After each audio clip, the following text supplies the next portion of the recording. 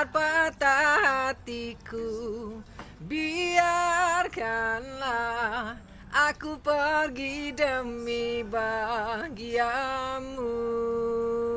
Hari ni saya punya kembar sampai lagi Abang Epul Roza. Ya. Masya-Allah, Abang Epul. Allahu Akbar. Betul-betul rindu tak king crab saya? Weh, sangatlah bang, sangat. Rindu. Saya ini simpan perut.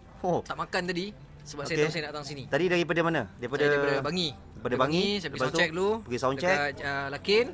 Datang ke sini untuk makan. Lepas tu datang sini. Yes. Oh, ini dah kali ketiga babe Abang Epul datang. Betul. Tapi ini biasa biasa raya kan dah makan ketupat, makan lemang. Ini kita kena lemang moden lah Abang Epul. Okey, kita nak tengok Abang Epul. Sebelum kita nak minta dia potong, macam biasa bang, belanja corner sikit. Baik. Biar patah hatiku. Baik, 3, 4. Bila Israel bukan. Biar patah hatiku, biarkanlah aku pergi demi bahagiamu.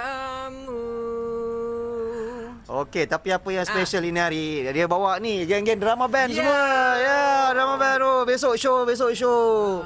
Besok show yang mana-mana nak panggil show pada Abang Epul kita, korang boleh direct je cari dia. Macam mana nak cari Abang Epul? Biasa diorang tahulah banyak je nombor kita dekat social media. Banyak je kau boleh cari tapi dia punya show sekarang beratur Alhamdulillah. Semenjak king crab saya pun beratur. Semenjak dia makan king crab saya sebelum tu beratur orang makan.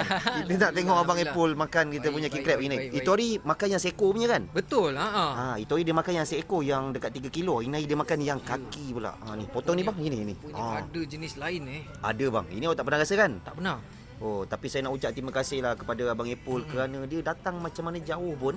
Ya. Dia ingat saya kat sini. Betul. Kita sekarang kalau JB je, sini dah jadi syarat dah wajib. jadi syarat wajib lah. Wajib kita orang kalau turun JB. Syarat wajib. Boleh? Tapi beza tak itu hari yang awak makan seekor dengan ni lagi besar? Ini lagi besar lah. Ini lagi besar ni. Saya ingatkan hari tu dah paling besar tak. Ini lagi besar. Tu dia. Okey, ini abang potong tengah. Kita tengok Abang Epul kita makan king crab. Bersama dengan abang drama band lagi sekali. Dengan abang drama band. Jumpa makan semua. Tak payah.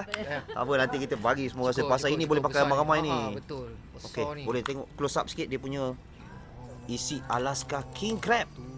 Tu dia. Okey Abang Epul. Kita nak tengok Abang Epul makan lah. Macam stick drum tengok isi dia merah menyala. Tu dia. Okey, baik.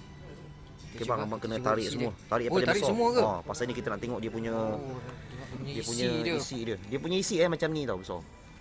Bukan main-main punya ni Ini kita panggil giant king crab. Giant king crab. Kalau stick drum tu besar, ini besar.